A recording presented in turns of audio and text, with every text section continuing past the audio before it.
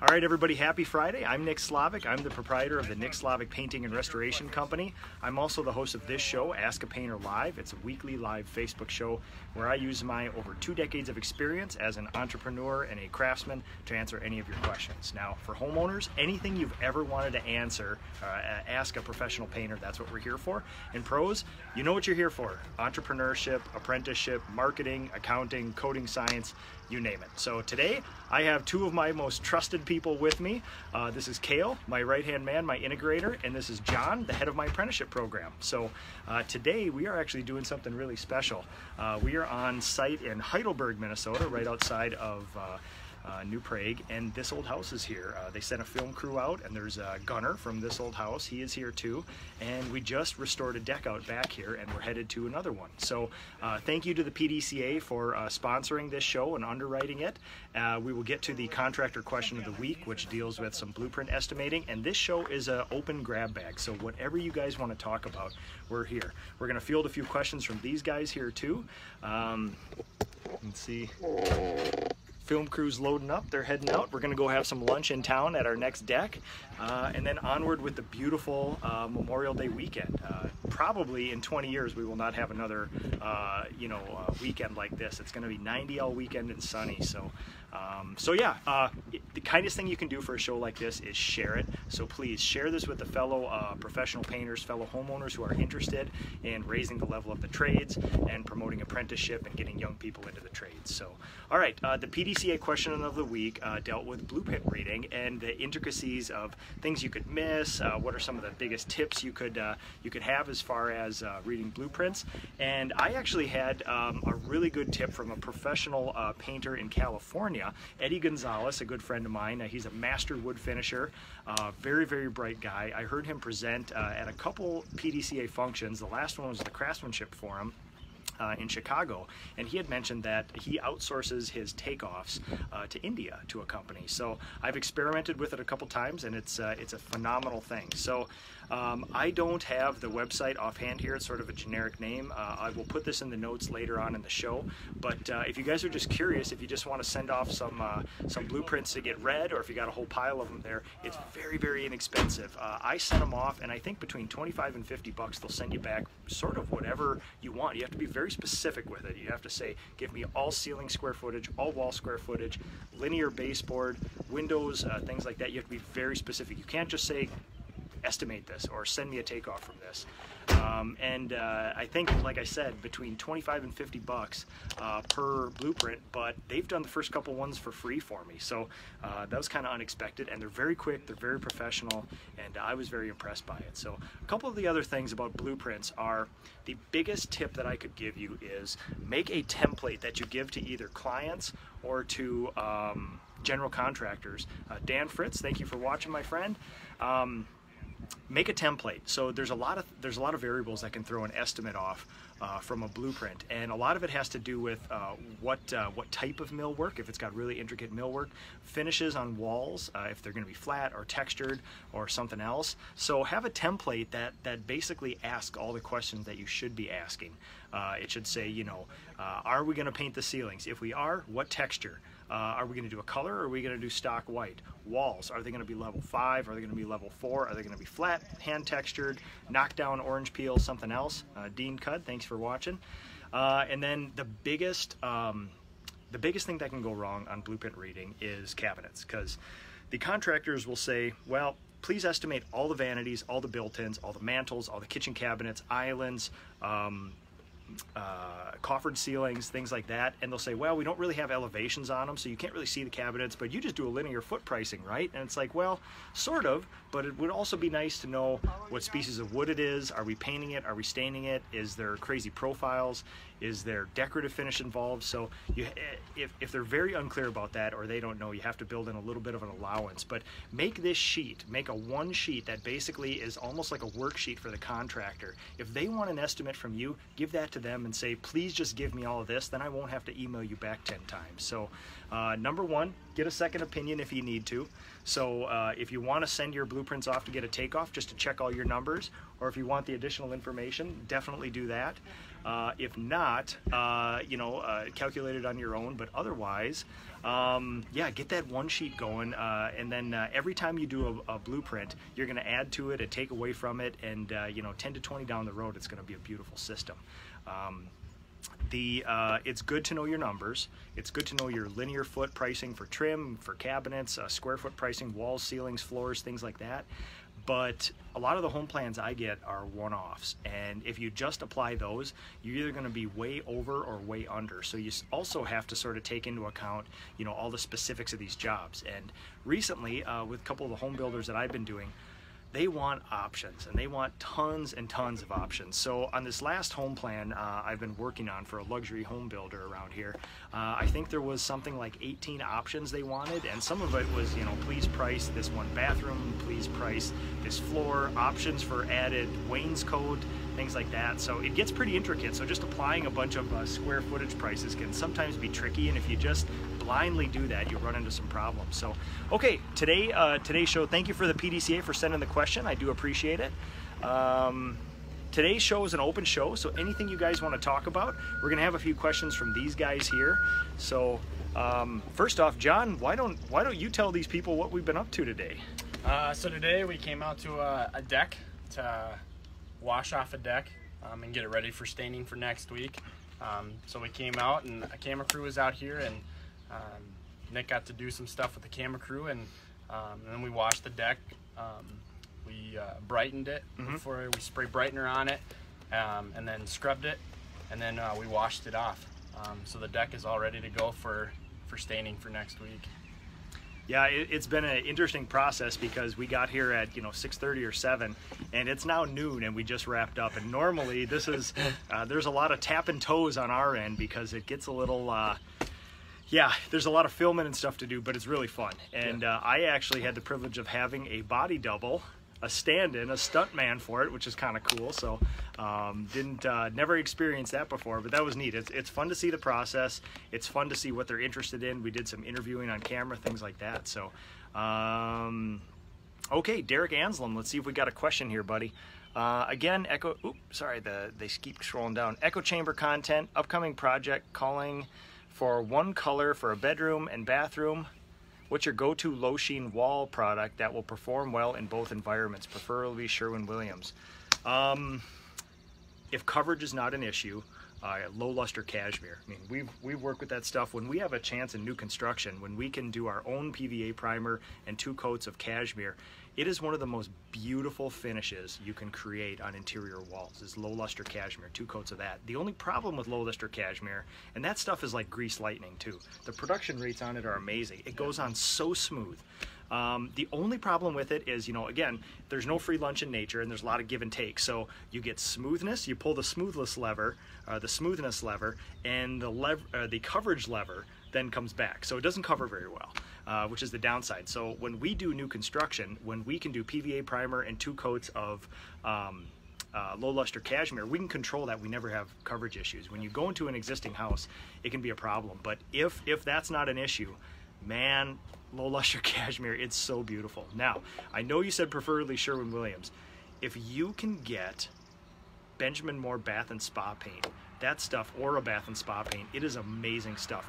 It's almost a flat, right? I mean, when we use it, it's almost like a flat texture, but it's so scuff resistant. And I used it in my bathroom about 4 or 5 years ago, and I have a 100-year-old house. We don't have very good ventilation. And we used to get, the moisture sagging on the walls like that.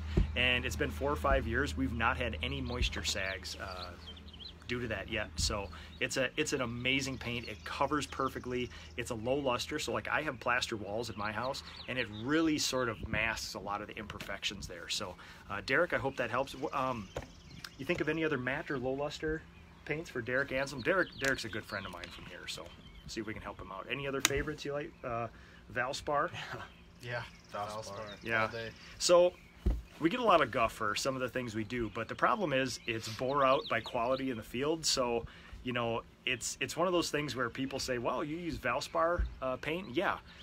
It's a phenomenal paint. And I think with my contractor discount, you pay somewhere between $25 and $30 for it. And it outperforms a lot of the highest end ultra premium paints from the other companies. So we get ours from Ace Hardware. Again, get a little guff from Ace Hardware, but you should check out my Ace Hardware. They have an insane paint department that basically caters to our business. You know, when we have an email system for ordering paint, they deliver it to it. I mean, they're phenomenal. So, hidden gem, one of the hidden gems of the paint world is Valspar Aspire Flat from Ace Hardware and Paint. Valspar does package that for Lowe's, I think, and for some other people, and it goes under different names. But it's the flat is actually more of a matte or a low luster-y sort of thing when you put it on correctly. The eggshell is a little shiny, right? It's like a half eggshell, half satin, give or take. So I swear to God, everybody who uses it raves about it, and it's half the price of some of the ultra premium stuff. And honestly, there's, especially now that everybody has like tan or gray houses and they want to all go to like Benjamin Moore white dove on the walls, when you go dark to light, you have a lot of coverage issues. We just had a recent house where we were using an ultra premium interior paint, and it wouldn't cover in 2 coats. And we switched to the Valspar Aspire Flat. Bam, 2 coats every time. And it's got a beautiful finish. It's almost like a matte or something. So Derek, I hope that helps. Christine Turner, thanks for watching. Danny Lloyd, Marshawn Cummins, thank you for watching.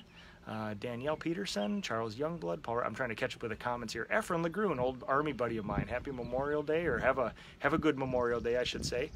Oh yeah, Jim Callahan, over in Norwood Young America.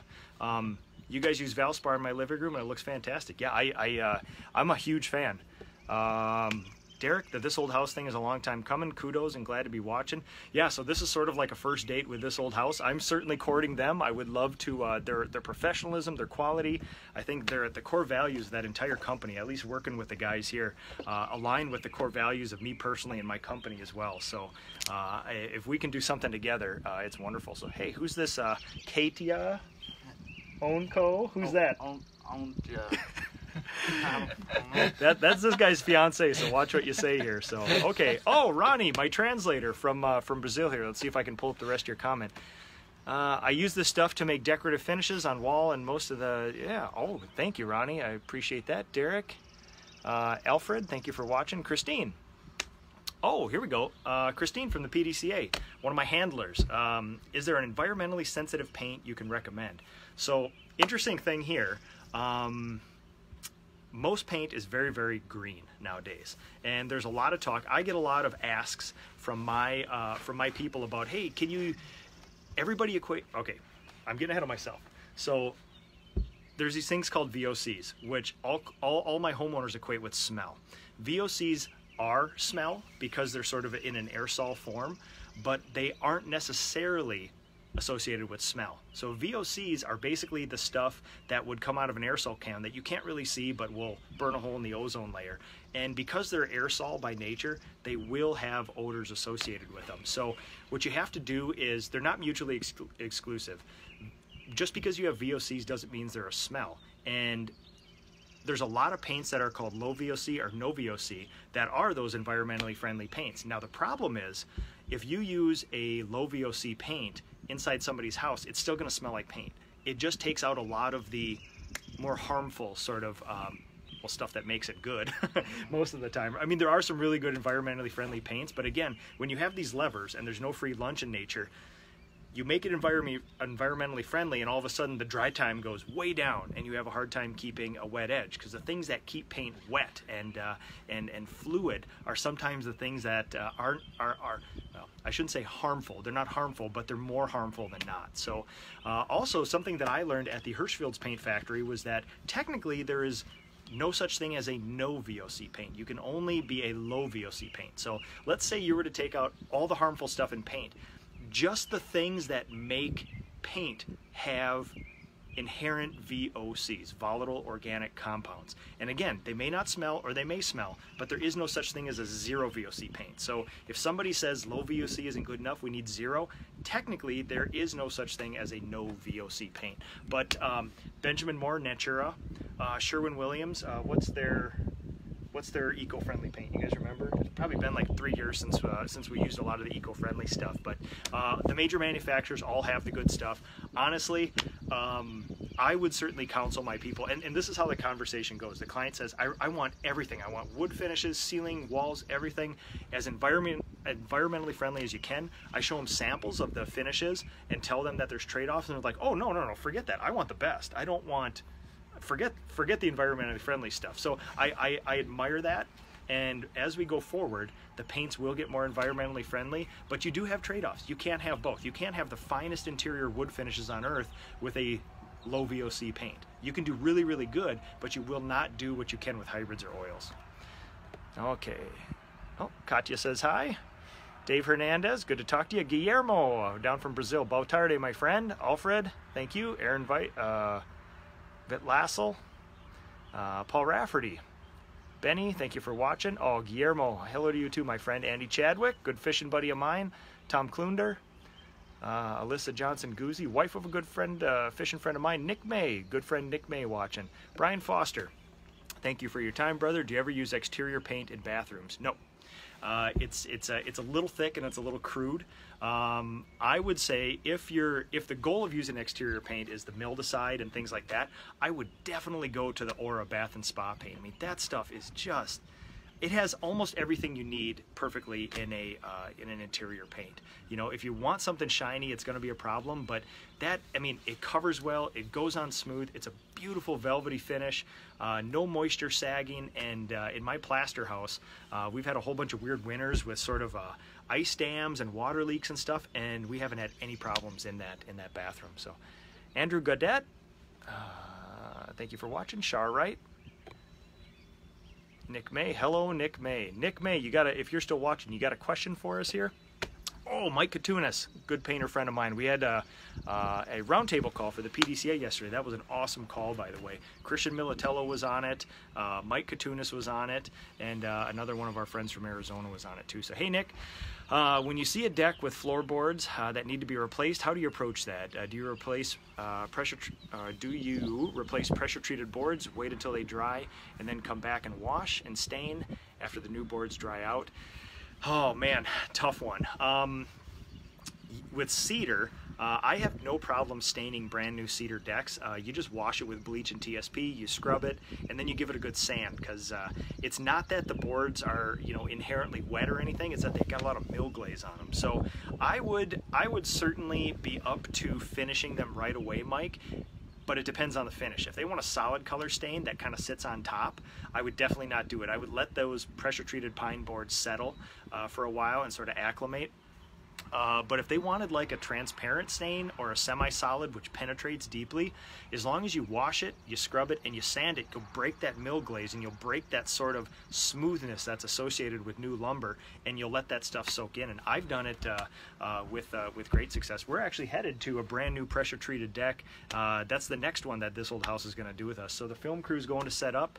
I think Gunnar from This Old House is actually picking us up lunch from Etlin's Cafe here in town, and yeah, we're gonna do it. So yeah, another thing you always have to take into account, Mike, and you know this, you've been doing this long enough, that a lot of the lumber we're getting isn't of a very high quality, so you can't assume it's seasoned and it's dry when it comes to you. So, you know, I would be leery. I would be taking moisture content readings with a moisture meter just to see where it's at, and sometimes it might surprise you. So anything below 15% is okay, and if all of a sudden you're getting, you know, between 8 and 11 right away, I would say if you prep that right and use a penetrating stain, that should be all right.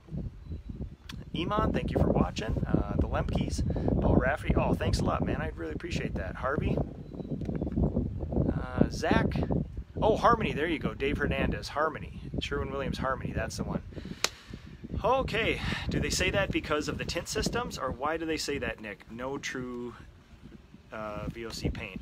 Yeah, it was explained to me that just inherently the things that go into paint, the titanium dioxide, the additives and things, that there is some in there. So it may only be the slightest amount, it may not matter at all, but technically it's not a truthful statement to say there are 0 VOCs, at least as far as it was explained to me. So hope that helps, Nick.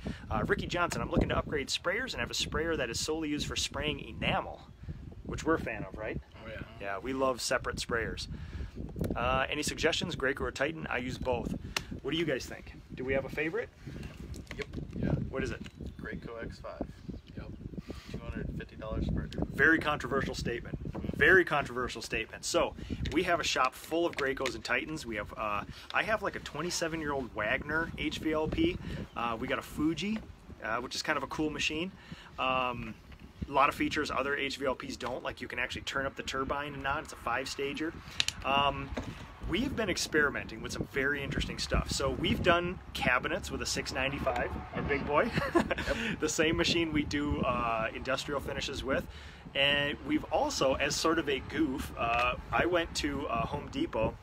I picked up a homeowner airless sprayer, an X5, a Graco X5.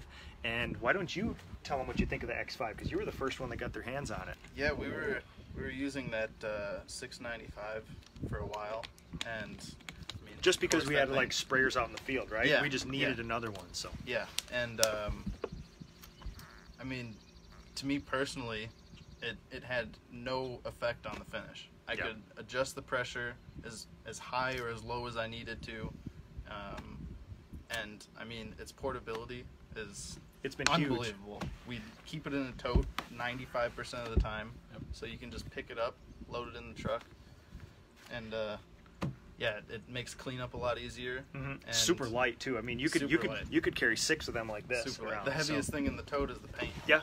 So we have a pretty cool system where we have big totes and little totes for all our sprayers. So each big tote, they're kind of like big Rubbermaid totes, and some of them have wheels, I think.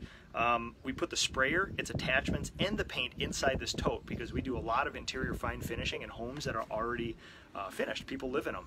So the last thing we want to do is have a sprayer there. It's, you know, it gets a little sloppy, this and that. So we have self-contained units where we just pick up a tote, we set it in the person's house. You guys drop the can right in the tote, put the siphon in there, and rock and roll. And these X5s are, I mean, what do they weigh, 20 pounds? Yeah, 15, 20 pounds. Yeah. And so the tote is super light. They're very versatile. They're just awesome. So I will tell you this, we get a lot of guff for the things we do. The problem is we go out in the field and we produce a super high quality product for our clients.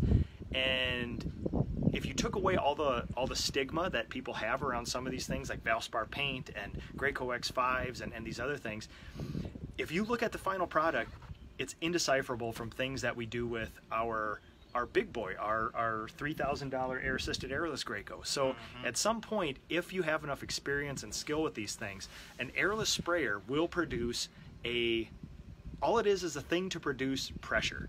And it doesn't matter what it looks like. Now, the air-assisted airless is like a Ferrari. It's a beautiful machine. It's fun to look at. It's fun to tell people you're using this ultra-complicated machine, but boy, we can do some good work with X5s. I mean, and they're $250 at full street price, you know. So I hope that helps, Ricky. So I would say people love HVLPs for a lot of fine finishing inside. They're good. We use them for stains. We use them for clears. We use them for super thin paints. When I've experimented with conversion varnishes and things, we'll use them. But honestly, you can't beat the production and the constant high pressure of an airless. So that's a very nice entry-level machine. And not to say that the standard 440, Titan 440, I mean, you can still get those for $700 or $800. Those are powerhouses. I've done dry fall with them. We've done industrial coatings with them. We've done these big, 120-foot long steel buildings where that sucker has basically ran max pressure for 10 hours straight, and we still use it for interior fine finishing. So honestly, everybody makes so much good stuff nowadays. So Giuliano, my good friend there from Brazil, thank you much, my friend. Sue Bowen, mother-in-law. Parker, he's off today, right? Or is he still working? Yeah, he finished it. Oh, yeah, Parker's an apprentice of mine, and he finished his project, so he's allowed to watch. Ursula, thank you. Michael, I'm trying, guys. I'm trying to catch up for comments here. Mike, anytime, man. Appreciate the question. Andrew, with Gen X colorings from Benjamin Moore, say they are truly a no VOC product. Well, I mean, I hear that. I'm trying to think of the equivalent. You can say, is something purely organic? A guy who makes honey at my farm has his bees there. Technically, we have an organic farm. We don't do any spray. Everything is, how it is. Nature is. The problem is we're surrounded by farmers, and they spray their crops. And you can't tell me those bees don't go to the other farms. I mean, they can go a mile or two around. So technically, there's a way to technically speak about it where it says, listen, we're not introducing any VOCs. This is a zero VOC product. But in the process, there is inherently something in there that has a volatile organic compound. Even if it's 1/1,000,000th of 1%, it's still there. Now, I'm not going to make the argument that it matters. It probably doesn't matter at all. But, arguing where the problem with that would be, arguing the differences between low VOC and zero VOC. What we should be talking about is low VOC and lower VOC, almost zero VOC. That might be more accurate. And again, it honestly doesn't matter. I mean, an environmentally friendly paint is an environmentally friendly paint. So Ronnie, Harvey, how's it going? Dave Somerville, oh, from Ireland, all right. Wes, my friendly Sherwin-Williams rep. Wes, maybe you got some information. Is there truly a zero VOC paint out there? Truly zero. Hollywood, Florida, Jim Cannell. Mike Kelly, thank you for watching. Another stand-up guy from the PDCA. Okay, Cynthia. So I can go out to Home Depot and buy a sprayer and do my own house? LOL, I wouldn't do that to you, Nick, or the Silsby Mansion. So yeah, if you're still willing, I know I've teased you about it, Cynthia, but we travel, you know. Cynthia's got a bang-up mansion. It's just a beautiful, beautiful place. So here we go. Derek. Thoughts or methods on taping hinges versus cutting and cleaning touch-ups when painting multiple doors in place? John. It might take the process a little longer to tape stuff, but in the end result, I'd always tape. Always tape. And we're talking yes in general in woodwork. How about door hinges? Like when we go into a project and do, well, we just finished one up, a monster interior finishing project. How do we do our interior doors? We take the interior doors off the hinges, and then we have a bag system. So every door is labeled, and the bag is labeled, and everything to that door goes into that bag. So at the end of the day, we're not searching the house for a bunch of stuff. It's right there, and we put them right back on the door. Yeah, so there's a couple ways to think about this. The core values of our business and our philosophy when we approach jobs is, how can we do this better than anyone else? So I have in my shop about 200 hinges that we use for some new construction projects. We will replace all the hinges in the house and spray them and then take them down and put the other hinges back up. We haven't done that system in a while, only because we really like getting those doors out of there. It lets you caulk all the cracks better. You're not playing with a door in the way of spraying. It just makes the process simple. So our core values dictate that when somebody calls us, we need to do insane prep. Or as Christopher Stafford would call it, righteous prep. So we take it all off. People expect that of us. So I'm not saying that's the only way to do it, because certainly back in my early career, I used to hand cut those things. If I had one door on the side of a garage, I just hand cut those things. Take the weather stripping out, hand cut them. You're fine. If it's only one door, it's not a big deal. But if you got 47 of them to do, you're not going to produce quality on number 46 after hand cutting all those doors. So. That and getting caulking behind those hinges and things and those cracks is a good thing. So, yeah, hope that helps, Derek. All right, let's see if we can catch up. John Busic, a good painter friend of mine, thank you for watching. Ronnie, Rafiq, thank you for watching. Todd Hill, Christina Etland, Ricky Johnson. Thanks, I just picked up an X5 brand new at a pawn shop for $200. I was going to set it up for spraying ceilings, but I might have to use it on the next cabinet job. You know what's funny? The X5, and you can tell me your opinion on this, Cale, but the X5 might be better suited to fine finishes than it is for ceiling stuff. Ceiling paint is actually a little thicker and a little more corrosive. It doesn't have the, a lot of ceiling paints like CHB and stuff have kind of silica in them versus all the other good finer pigments. So you may actually burn out one of those things sooner, and they're heavier bodied. With enamels, like when we use Advance or something, that's actually a pretty thin paint, and it's kind of like grease lightning. So, I mean, your opinion, it'd probably be better almost for enamels, huh? Yeah, I think the X5 is actually really good for enamels, and I guess it would depend on the product that you're using too, because different enamels have different consistencies. Yeah. So, so I think as long as you're using a thinner product, like I know Benjamin Moore Ceiling White is a thinner ceiling paint. Mm-hmm. It's not that thick stuff like CHB is. Yep. But then you're probably going to be doing more coats too. So. Yeah. Okay, David Evans. Hello from David Evans. Thank you so much, my friend. All right, Jimmy Cannell, Memorial Regional Hospital. We only use zero VOC paint, Sherwin-Williams. Jimmy, why don't you tell me what paint that is? Got a label, makes life so easy. Nikki Ortle, Ginger.